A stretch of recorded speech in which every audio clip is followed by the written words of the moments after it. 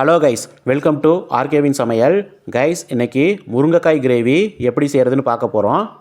ஒரு மிக்ஸி ஜாரில் ஒரு சிறிய தக்காளியை 4 துண்டுகளாக நறுக்கி சேர்த்துக்குங்க. அதோட 10லேருந்து 12 வரமிளகாய் சேர்த்துக்குங்க. சிறிதளவு சின்ன வெங்காயம் அதோடு சேர்த்துக்குங்க. ஒரு பெரிய வெங்காயத்தை 4 துண்டுகளாக நறுக்கி அதோடு சேர்த்துக்குங்க. பூண்டு 10லேருந்து 12 பல் அளவுக்கு சேர்த்துக்குங்க. அரை ஸ்பூன் சோம்பு, அரை ஸ்பூன் சீரகம், அரை மூடி துருவிய தேங்காயை அதோடு நம்ம சேர்த்து அரைச்சி எடுத்துக்கலாம். ரொம்ப மைய அரைக்கக்கூடாது, ஓரளவு இருக்கணும். இந்த பாருங்கள், இந்த பதத்தில் இருக்கணும். அந்த மாதிரி அரைச்சி எடுத்துக்கங்க. ஒரு கடாயை அடுப்பில் வச்சுட்டு சிறிதளவு நல்லெண்ணெய் சேர்த்துக்குங்க. நல்லெண்ணெய் சேர்த்திங்கன்னா நல்லா டேஸ்ட்டாக இருக்கும். எண்ணெய் கொஞ்சம் சூடானதும் கடுகு சேர்த்துக்குங்க. கடுகு கொஞ்சம் பொரிஞ்சதும் அதோட சிறிதளவு கருவேப்பிலை தலையை சேர்த்து அறுத்து வச்சுருந்த முருங்காய் துண்டுகளை அதோடு சேர்த்து நல்லா கலக்கி விடுங்க. எண்ணெயில் முருங்காய் சிறிதளவு வேகணும். அந்த மாதிரி நல்லா கலக்கி விடுங்க.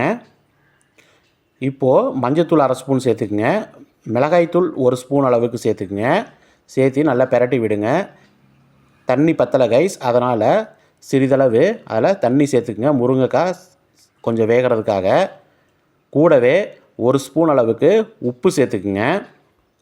உப்பு சேர்த்து நல்லா பெரட்டி விடுங்க. முருங்கைக்காய் கொஞ்சம் நல்லா வேகணும் கைஸ். நல்லா பெரட்டி விடுங்க.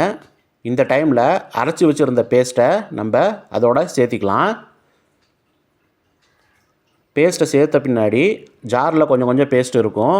அதையும் தண்ணி ஊற்றி கழுவி அந்த தண்ணியையும் இதோட நம்ம சேர்த்துருவோம். எப்படியும் நம்ம தண்ணி சேர்க்க போகிறோம், அதனால் அதைவே தண்ணி ஊற்றி சேர்த்துக்கலாம். நல்லா பெரட்டி விடுங்க. இந்த மசாலா சாறு முருங்காயில் நல்லா இறங்கணும். பாருங்க கைஸ், இப்போ தான் முருங்காயில் நல்லா மசாலா இறங்க ஆரம்பிச்சிருக்குது. இன்னும் நல்லா கொதிக்கணும் கைஸ். இன்னும் நல்லா கொதித்து நமக்கு நல்லா சுண்டி கிரேவி பதத்துக்கு வரணும். முருங்காயும் நல்லா வேக விடணும். பாருங்க கைஸ், எண்ணெய் விட ஆரம்பிச்சிருச்சு. குழம்பு நல்லா கொதிச்சிருச்சு.